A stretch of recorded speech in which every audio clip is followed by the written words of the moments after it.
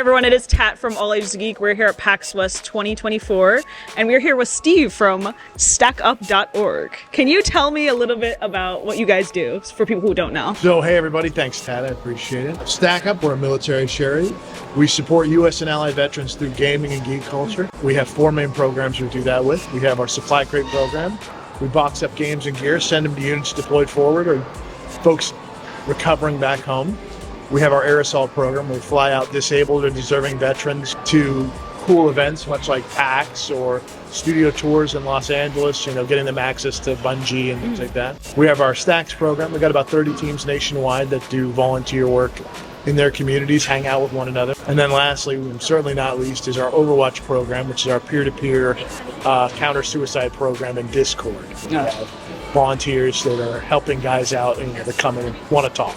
We just opened up our community center in Los Angeles 2 years ago, primarily focused around supporting post-homeless veterans, making sure we're putting smiles on their faces every week. So, and that's us. That's amazing. My first question that comes to mind is how has been running a community center been? Because that's something that takes a lot of work.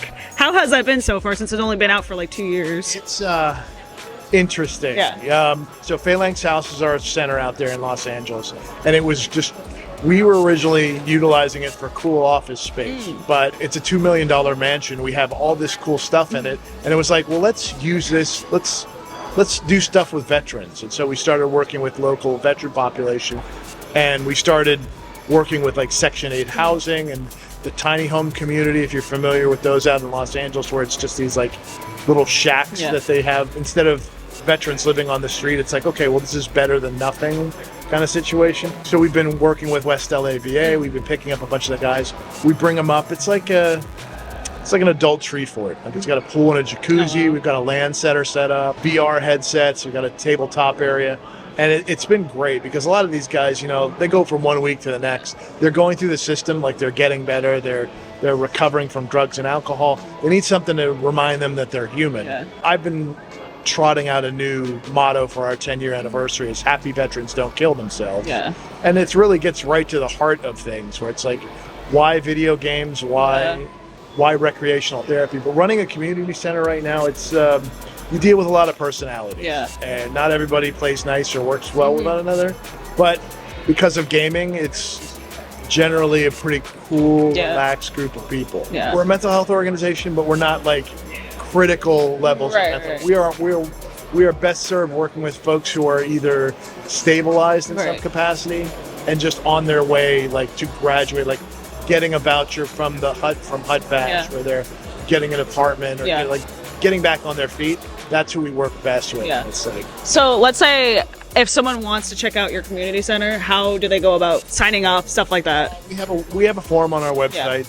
If you're interested in coming out or if you want to go check it out, if you're in the Los Angeles area, we tell everybody if you're a veteran and you want to utilize the house, there's a small vetting process. Yeah. But bottom line, if you're a veteran and you're coming out to Los Angeles, you want to go check out Hollywood, or you want to go to Universal, or any number of things, and you're a veteran, you can come over to the house. We have beds for 8 there, and happy to have you stay for a couple days, use us as your base of operations, and save a couple $100 on a hotel for. I don't know how much you're paying for this place, but it ain't cheap this weekend. So yeah. Do you have any plans to expand in separate areas or just LA?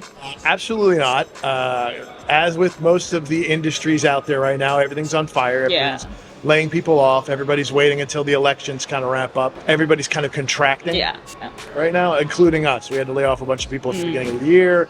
We had to cut some of our program work because it's just the money wasn't there. Everybody was getting all these free checks from the government, and then, oops, it's all gone now. So we are in a defensive posture, as it were.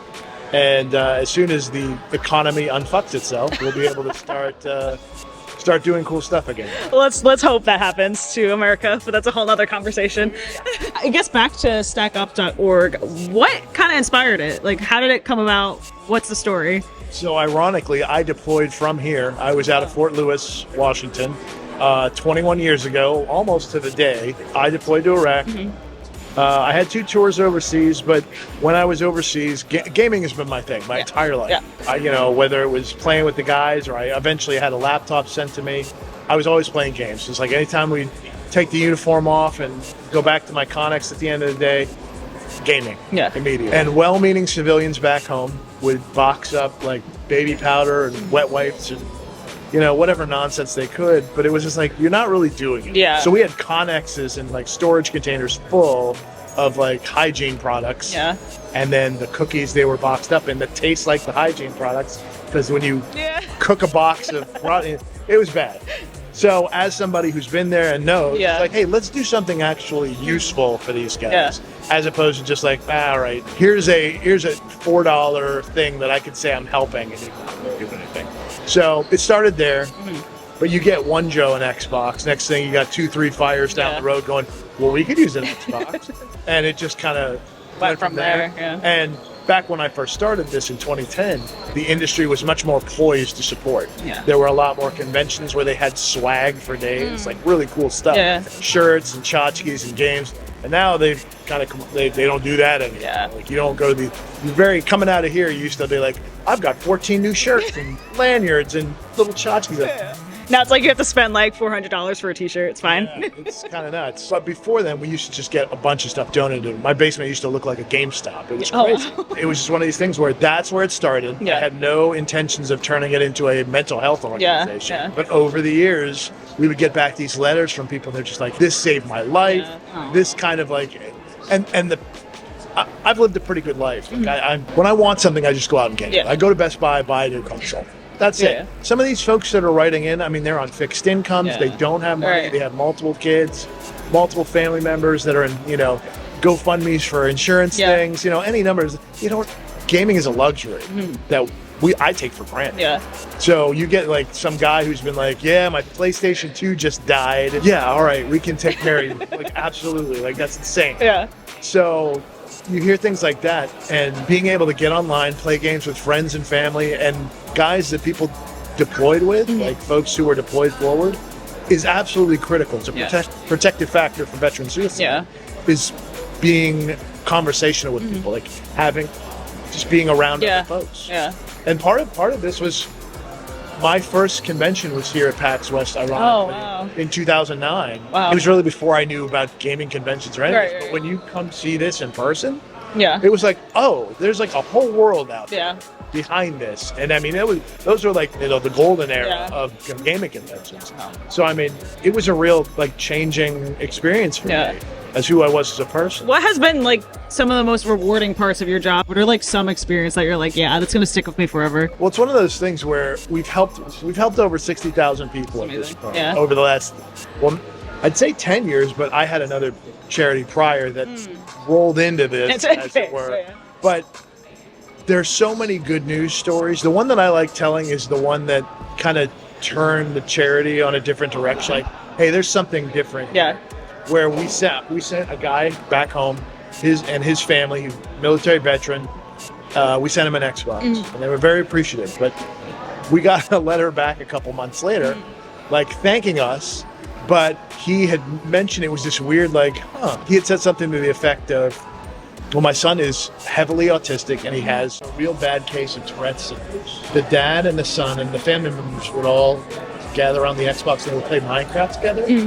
And they literally were able to track when he was playing Minecraft with the son did not need as much Tourette's syndrome medication. Oh, wow. And it was one of those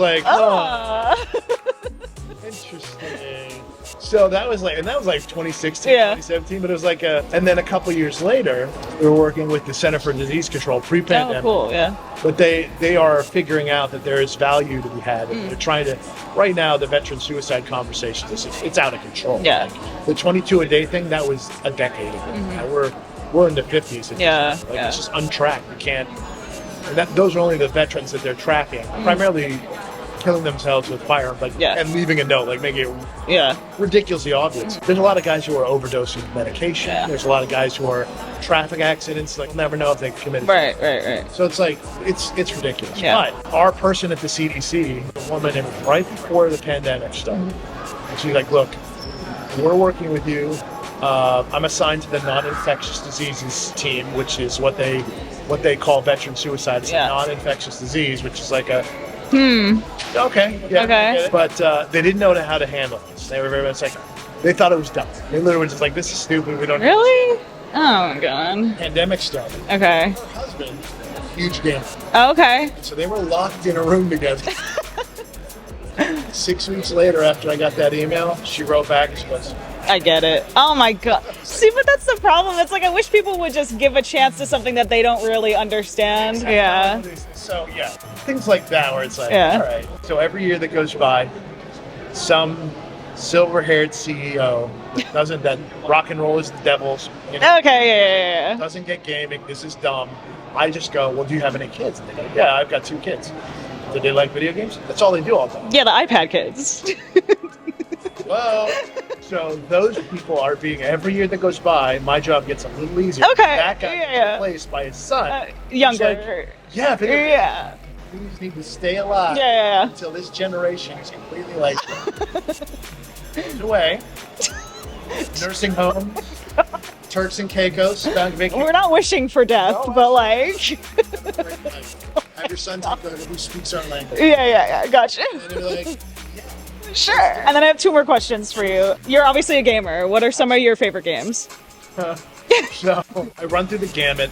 I play what's out and try to keep up with things. I'm a big survival crafter. I've fallen in hard for this game called Soulmates. Okay. I've put 150 hours into it. Oh my God. I'm not that guy. Yeah. I'm usually like, oh, this is all right. It's a 6 out of 10 right now. It's early access. Okay. They've got a lot of problems.